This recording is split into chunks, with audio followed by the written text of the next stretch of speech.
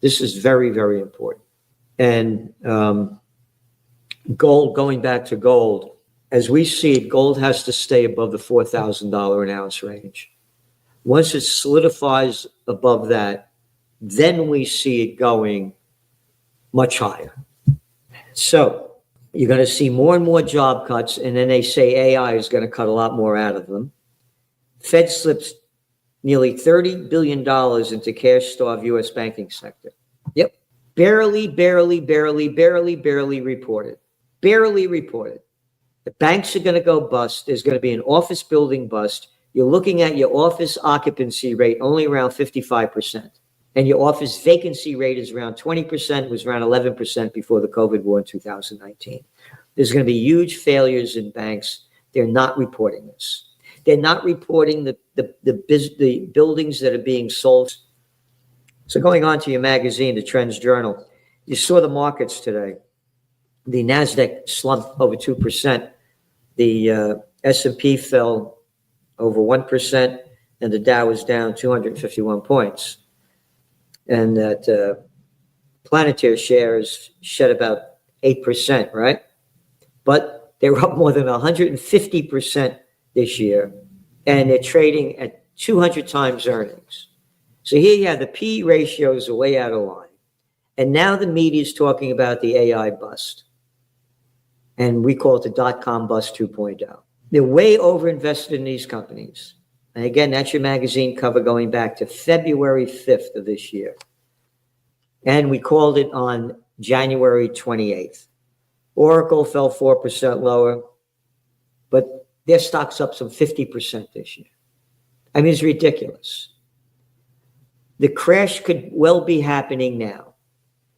And this guy, David Solomon from Goldman Sachs last night said, quote, there'll likely be a 10 to 20% drawdown in equity markets sometimes in the next 12 to 24 months. One or 2 years. I mean, we believe it's going to happen earlier. And again, your magazine cover, your magazine shows it in the sense that what's going on with the banks, how they're bailing them out, and they're hardly talking about it. Moving forward, Brent crude, it's still selling in the $64 a barrel range. Again, OPEC Plus is pushing out more oil. They need more dough, so you got much more supply than demand. And again, there's going to be a global slowdown. Dragflation is going to be drag down economies and increasing inflation. Inflation's not going to stop. And the dollar's going up. And why? I have no idea. But, one of the reasons is less confidence in that they're going to lower interest rates. And remember, subscribe to the Trends Journal. We're giving you history before it happens. And hit the subscribe button on this because we're getting shadow banned and taken off. The numbers aren't where they used to be.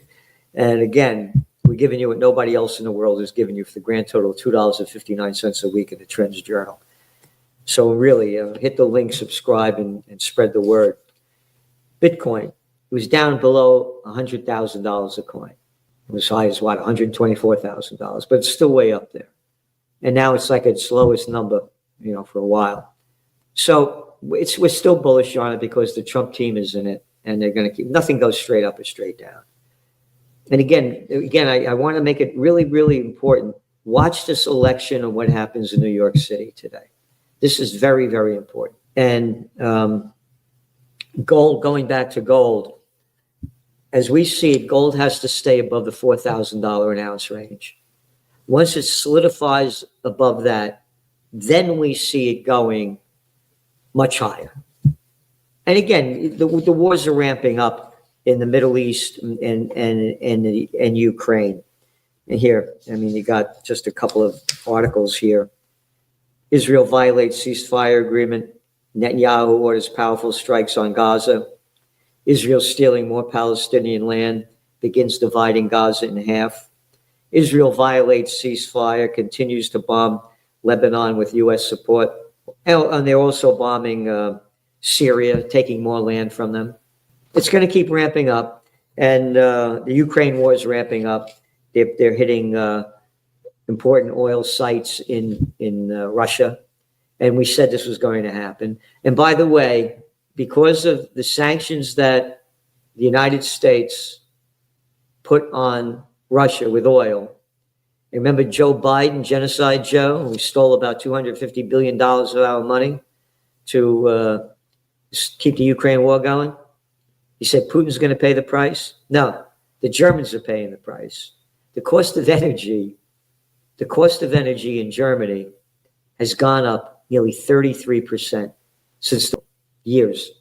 When the economy falls, jobs go with it. Oh, today IBM announced they're cutting 3,000 jobs. It goes back to the economy. The equity markets have zero to do with Main Street. There's no relationship between Main Street and Wall Street. And we mentioned this before. Oxfam came out with we didn't actually mention it before, it just happened Monday. They came out with a new report that shows how the rich are getting much richer and how everybody else is getting much poorer. And this is in America particularly. This used to be the land of opportunity. It's gone. It's gone. And again, it goes back to that election today in New York City to see what's going to happen. So you're going to see more and more job cuts, and then they say AI is going to cut a lot more out of them. Fed slips nearly $30 billion into cash-starved U.S. banking sector. Yep. Barely reported. Barely reported. The banks are going to go bust. There's going to be an office building bust. You're looking at your office occupancy rate only around 55%. And your office vacancy rate is around 20%, was around 11% before the COVID war in 2019. There's going to be huge failures in banks. They're not reporting this. They're not reporting the buildings that are being sold for a fraction of what they were bought for. And when the dot-com bust happens, it's going to be the beginning of the end of the equity markets. And remember, when all else fails, they take you to war. And when the dot-com busts happen, get ready for war. What else do we have here? Markets fragility events reach a record number. New poll confirms consumers' dark mood. Again, 70% of America's gross domestic product, nearly, is based on consumer spending. So with all these job cuts, with wages going below real inflation, with Christmas time coming up and you're seeing they're hiring less and less people, the worst is coming soon economically.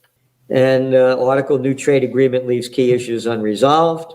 Oh, the ECB plans to test digital euro for 2027. Yep. Digital euro, as we said, from dirty cash